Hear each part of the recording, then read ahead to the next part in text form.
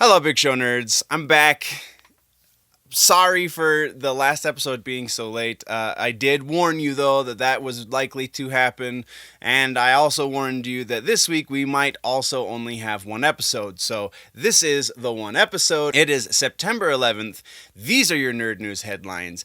I am Dustin, and this is an intro.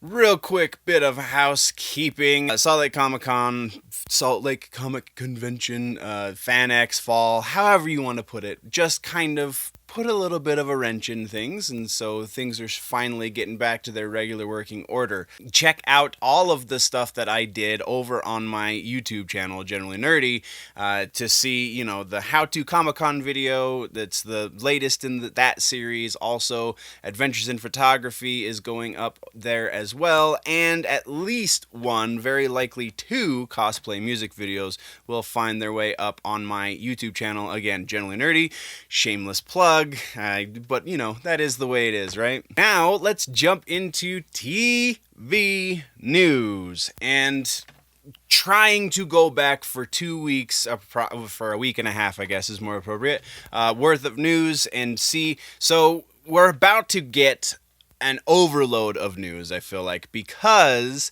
New York Comic-Con, just like we did with San Diego Comic-Con, New York Comic-Con is about to happen.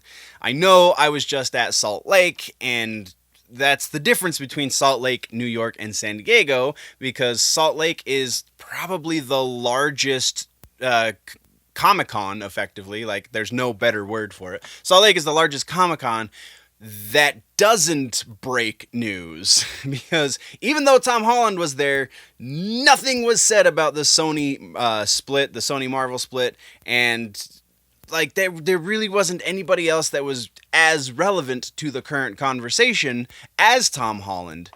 So no news was really broken. The only time that news has ever really been broken outside of San Diego, and actually, no, I take it back. No news has ever been broken at a Comic-Con that wasn't San Diego or New York. And change my mind. Like, that's my Steven Crowder moment, I feel like, because there's the movie theaters or the movie companies and the comic book companies and the TV companies and all of these companies that produce this content pay their people to go to San Diego and New York. They don't do that for any other of the conventions. The big conventions, Salt Lake again being the next largest one, the convention pays the celebrity to go and talk and be, hey, I'm famous, instead of, hey, I've got news. So that's the biggest difference. And there wasn't a whole lot of news that happened at Salt Lake. But since New York is coming up, there is going to be a whole lot of news, much like when San Diego happened like a month and a half ago or so. So yeah. It feels like everybody's just kind of holding on to their announcements so that they can make them at New York. So there wasn't as much as I thought there was going to be. That's kind of the long way of saying that. So let's jump right into it. First off, we have an update for the Wheel of Time series that we've been keeping tabs on. They have finally cast Alan Alan Mandragoran. That is the name that I was trying to say. They finally cast him. Daniel Henney has been cast. You can Google Daniel Henney. He's got some nerd cred. He's done some things. Next, we've got some more casting. I feel like a lot of this is casting, but there's some interesting casting to discuss here in just a moment. So, Umbrella Academy Season 2, we will be seeing the characters Lila, Raymond, and Sissy from the comics. So, the Lila will be played by Ritu Arya. Raymond will be played by Yusuf Gatewood. And Sissy, probably the one of the three with the most nerd credentials, will be played by Marin Ireland. Marin Ireland, again, I say the most relevant of the nerd credentials, has also been cast in the FX series for Y: The Last Man. So that's going to be quite the schedule for Miss Ireland. I'm super excited for Umbrella Season 2 because Umbrella Academy Season 1 is one of the greatest comic book series ever. Rival only by like The Boys and Doom Patrol. So that's I'm very interested. And also they're sharing casting with Y the Last Man. Let's see what happens. Next we're talking, and this is probably one of the big ones. Next we're talking about Hawkeye. Disney Plus is courting Hailee Steinfeld to play Kate Bishop, which arguably is going to be the title character. Now, let me explain that statement. So, in the MCU proper, they never call Hawkeye, ever. They always call him by his name, or by a nickname that isn't Hawkeye. The rumor is, and amongst the news outlets, they're saying that maybe Hailee Steinfeld is going to get her own spinoff.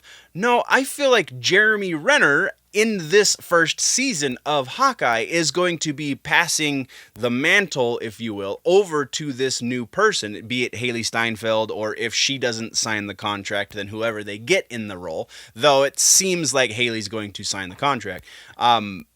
It seems that whoever plays Kate Bishop is going to be Hawkeye.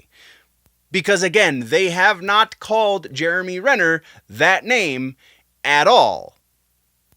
Go back and watch the movies. I promise you, it doesn't happen. So, it's interesting that this series is called Hawkeye because that means somebody's going to be holding that moniker. And since they haven't done that with Jeremy Renner yet, the rumor amongst the nerds who are kind of more in the know than the news outlets is that the Kate Bishop is going to take up the mantle and they will call Kate Bishop Hawkeye, which is really kind of an interesting way to go, being as Jeremy Renner is an established presence in the MCU, and very likely his contract is coming up and he doesn't want to play Hawkeye forever, even though, again, they don't call him Hawkeye.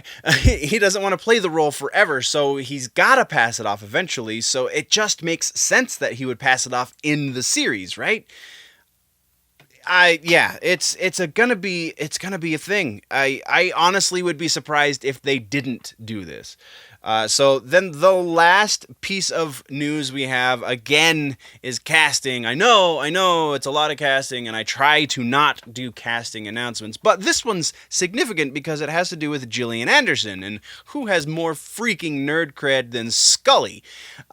Gillian Anderson has joined Season 3 of The Crowne. She will be playing Margaret Thatcher. Interesting. Love Gillian Anderson. She's kind of a great actress, even if only in nerdy things, but The Crowne is a different kind of nerdy thing. So, yeah, we're moving on. Next, we're talking about movies, and in movies, the first thing is the Suicide Squad. We got another undisclosed role casted in Peter Capaldi, who was in Doctor Who. So crazy. Who the heck could he be playing? We know it's not King Shark, even though one of my sources, every time they have a casting announcement, is he going to be King Shark? No, they've already freaking announced who's going to be King Shark, and it's not Peter Capaldi. Also, in randomness that has to do with the Suicide Squad, Pete Davidson has confirmed that he's going to have a little cameo in the Suicide Squad.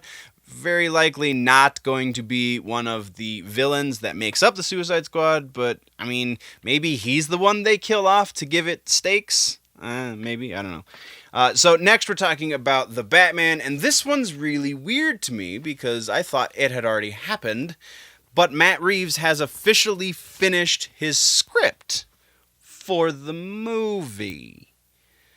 Didn't we have this conversation once already? Hasn't this already happened? I feel like when it did, though, just to kind of cover my butt, when it did happen, it hadn't been approved by Warner Brothers. Like, it had just been, all right, I'm done. This is everything I want to put in this movie. And then he took it to the producers, and they were like, maybe we can trim the fat here, maybe we can add my girlfriend there kind of stuff. And so now it is official, been selected, and this isn't outlined from my sources anywhere, but everyone just keeps saying, he's done with the script, he's done with the script. Hey, he said he was done with the script a few months ago, so what the heck is this announcement? Which, again, leads me to believe he's done and it has been approved by the powers that be, so they can now get into actual production on the movie. So there's that. Speaking of going into production, Production Weekly is reporting that Matrix 4 will go into production early February of next year. That's awesome. We're getting that much closer. So that means they're scouting and stuff like that. They're in pre-production right now, finishing scripts and so on and so forth. And then our last piece of movie news is a reboot that has been confirmed. So I was hearing rumors. I was hearing that this was maybe brewing somewhere. Tank Girl is very potentially going to be getting a reboot in the theaters. And that was the rumor for a while. The reason I only dismissed it as a rumor was because Margot Robbie was rumored to be the one doing the reboot. Not just potentially going to be Tank Girl, but also producing the movie.